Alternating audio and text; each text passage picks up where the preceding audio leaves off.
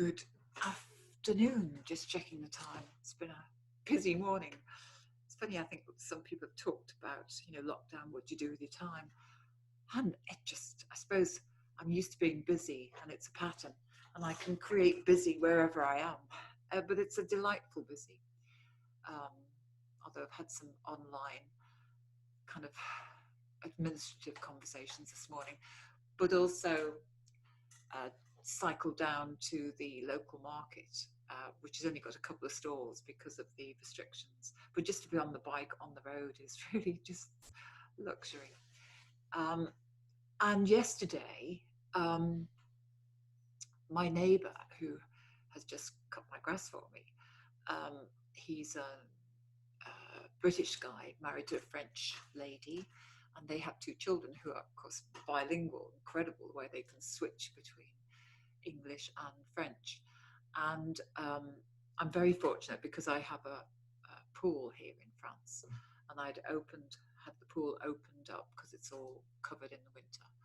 And their children had been bursting to come into the pool. And I thought, well, it's going to be pretty chilly still, although it has kind of warmed up while it's had a cover on it for the last week, and it's been cleaned. And, so yesterday was the first really warm day that we've had for a little while, and so I invited them over, and of course we kept the distancing rules, the principles. In fact, they are more diligent about that, the children, I find, than some of the adults. So, I was well away from the pool, and they had a great swim. I thought they'd freeze in the water. They thought they'd be out in about 10 minutes, but they were in there for over an hour. And then Mum was with them, keeping an eye on them. And then they left. And I mean, they're great fun, and I think I get on very well with the children. And after they'd gone, then I heard footsteps on the gravel again, which is how I can tell if people are coming back to the house. And it was Eva, who, how old is she now? I think she's 11.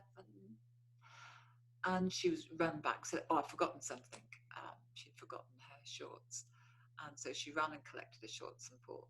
And on her way back again, past me, she stopped and she said, can I ask you a question? I said, yeah, of course. She started with saying something like, no, well, it's because we haven't got one. And I thought, well, what hasn't she got? What's she going to ask for? So I was curious. And she said, we haven't got a grandma. So would you be my grandma? It's just not what I was expecting at all. And I said, of course. And she said, oh, it's great. And she ran off and she said, bye, Grandma, see you soon. And I've been reflecting on that ever since. And it was so delightful that she asked me to be given this role of grandma. I did think, what will my other grandkids say? Will they mind? And at first I took it as a fun thing. And then I realized actually it's really quite a deep thing. It's really quite significant. And I started thinking about, well, what my responsibility is now as a grandma living next door to and I think she was asking on behalf of, I think on her brother as well. But so what are my responsibilities now as a grandma living next door to now 2 new grandchildren? And it's really been kind of permeating me in terms of just my thinking about it and the significance of it. And that's what happens when we shift or we realize our identity. Identity is something it's very core. Who am I? And I am a grandma already to my eldest son's 3 children who live in the UK. And now I'm an adopted grandma to two more children. I hadn't thought of adopted grandma as a term until now. So, and I am an NLP trainer. I mean, I am that through and through. I'm an NLP modeler through and through. You know, I don't have to turn it on. I don't have to switch things on to go to work. It's who I am, which makes my work in that sense very easy. It's just there.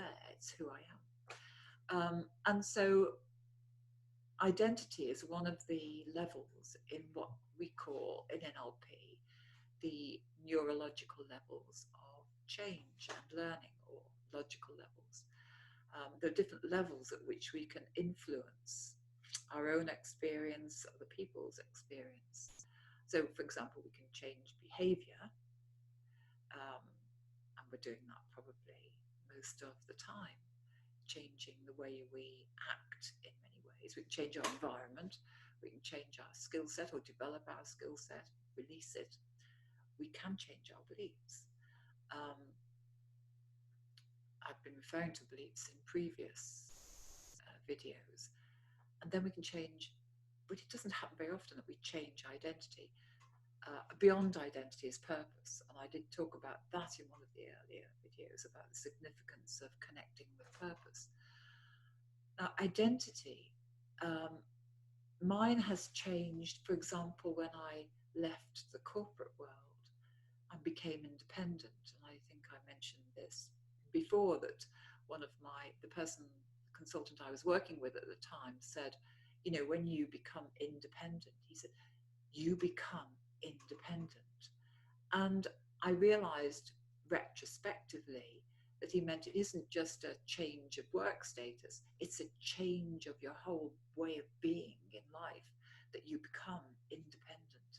And it did have all sorts of ramifications, some of which I'd anticipated and some of which I absolutely hadn't. And I would say, like today, I am a very independent person. I work as an independent, but I am an independent person. I also really felt a shift in identity when my mum died.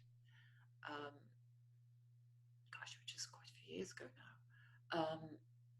And my father had died when I was young. He died when I was 13. When my mum died, I realized I had become an orphan, that I was kind of front line in the family, with a couple of my cousins, that there were no older people in our older generations in our family. And that suddenly felt very different, having that identity. And I became a single woman again, was it 4 years ago?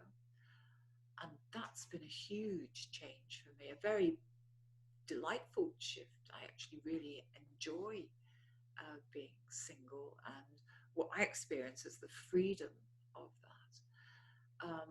And it's interesting that as a trainer, even when I was young, when we would play, when I was growing up in Liverpool, and we used to play in the road most of the time. And we would play all sorts of things. And sometimes we'd play classrooms and I would be the teacher. It's interesting how our core identities are there from a very young age. So here I am with a new adopted grandma identity. And I feel very, very, what's the word? Privilege doesn't do it enough justice. Very honoured, very delighted that she would want me as her grandma. And so now I have to think about how do I presumably I have behaved in a way that's wanted her to have me as that. How do I continue to behave in a way that really honours that invitation and that role that I have now been given? So yeah, it's lovely. And she'd gone back and told her mum and dad afterwards, do you mind? She's crazy she's asked you to be a grandma. I said, I'm absolutely delighted with it. Absolutely delighted. I haven't told my other grandchildren yet.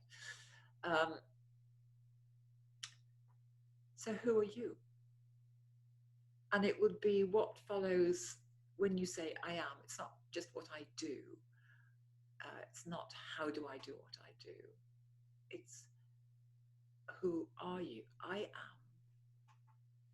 What follows that for you? What are the identities or identity that is at the core of who you are? I don't think it's necessary always to give it a name. Sometimes it's useful for it not to have a label.